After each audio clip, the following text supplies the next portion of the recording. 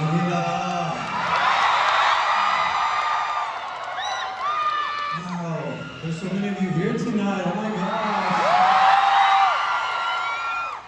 Thank you.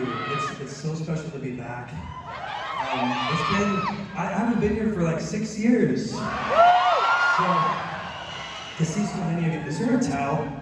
Is there a towel? Okay. I'm sweating so bad. I should. Okay. So I've been, I think this might be my 8th time in the Philippines, but it's been 6 years. So I've had such a great time so far being back here. I got my halo-halo. I had my mangoes. Had my singing on. What else? My fun seat already. So I've had all the goods y'all have. So it's so great to be back. I was a little nervous coming back because, like I said, it's been 6 years and so much has happened since then. And I mean, we had a pandemic with, and we didn't know what was going to happen then. And then I came out.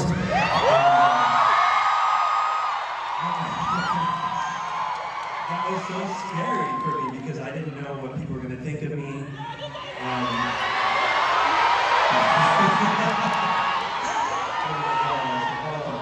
You guys are just so beautiful. Thank you.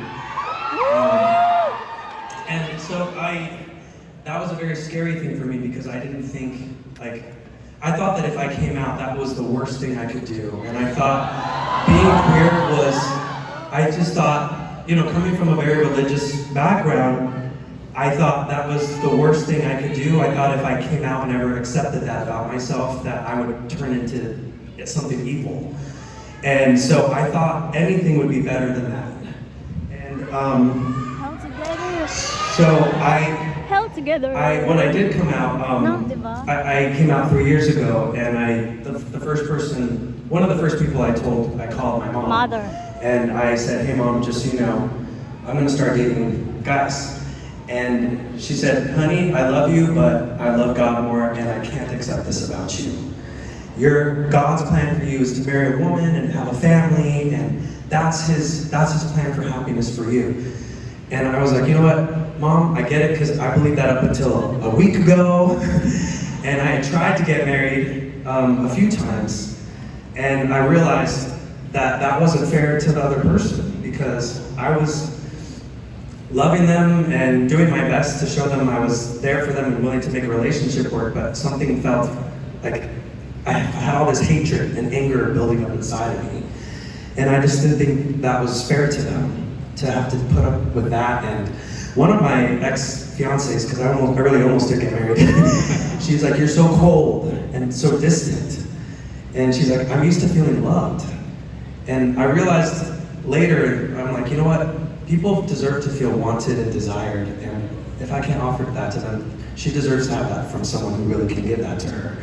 And maybe I can find someone who I can really feel that want and desire and share with. Anyway, I'm writing a book about that, so I'll just stop. I can talk about that. So when my mom, I said, Mom, you don't have to accept this, because I understand it's not what you believe, but I just want you to respect that I'm doing the best thing for me right now.